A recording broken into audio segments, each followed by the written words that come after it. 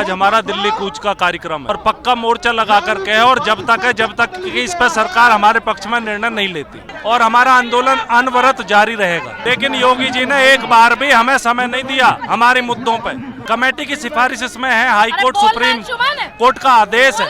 हमारा तब तक खत्म नहीं होगा जब तक हम अपने अधिकार नहीं ले लेते। बड़ी संख्या में यहाँ पे पुलिस बल देख रहे हो जो किसानों के साथ बदसलूकी भी कर रहे हैं, महिलाओं के साथ बदसलूकी भी कर रहे हैं। हम दो और हमारे दो गुजराती देश को खरीद रहे हैं, दो बेच रहे हैं। ये देश का किसान है, अपना हक मांगता, नहीं किसी से भीख मांगता। जय किसान का नारा होता तो आज देश का किसान बॉर्डर पे बैठा नहीं होता। नमस्कार, आप देख रहे हैं नेशनल दस्तक।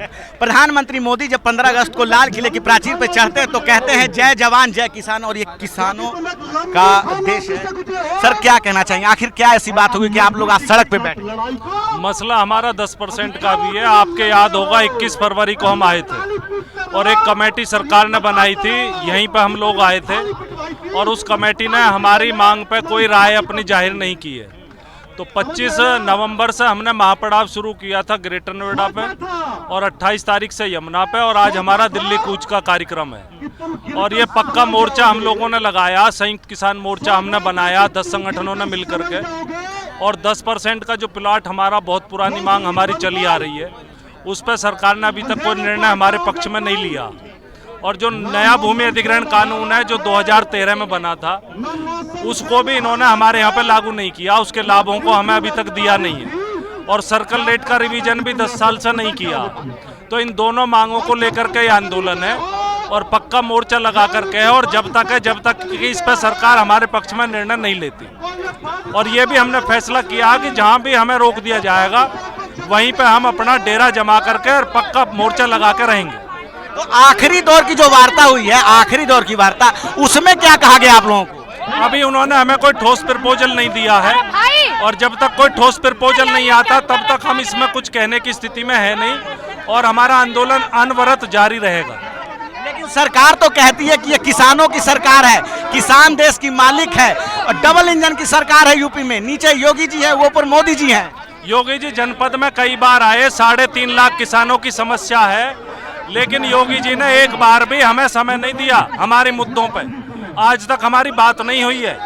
तो कतई असंवेदनशील सरकार है किसानों के प्रति, और ये सरकार उद्योगपतियों के लिए काम कर रही है साफ तौर पे, वरना कोई वजह नहीं है कि 10% के फैसले को लागू ना करे। कमेटी की सिफारिश इसमें है, हाई कोर्ट सुप्रीम कोर्ट का आदेश है, उसके बावजूद 10% के प्लॉट को हमें नहीं दिया गया। कानून जो संसद से पास है वो कानून आज तक जनपद गौतम बुद्ध नगर में लागू नहीं है। तो ये बहुत अन्याय हमारे साथ हो रहा। 7 साल हो गए सरकार को, 7 साल में भी ये एक भी समस्या हल नहीं कर पाए सिंगल।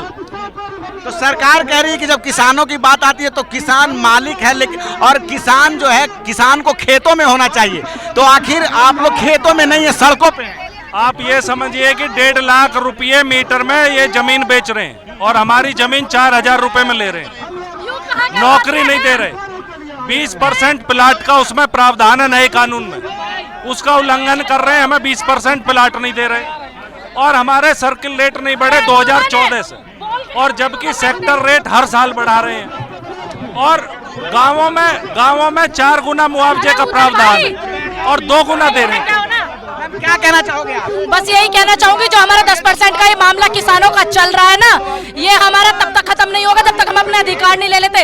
आप देख रहे हो, इससे पहले भी हमने इसी रोड को जाम करा है, लेकिन जब भी नहीं सुनी। लेकिन आप भारी संख्या में यहाँ पे पुलिस बल देख रहे हो जो किसानों के साथ बदसलूकी भी कर रहे हैं, महिलाओं के साथ बदसलूकी भी कर रहे हैं, लेकिन हम लोग शांति से बैठे हुए। कोई किसान, मोदी जी की सरकार में महिलाओं से बदसलूकी, देखिए आपको नहीं पता, महिलाओं के बलात्कार होते हैं, और जो नर्स का गैंगरेप हुआ मोदी जी की सरकार में हुआ।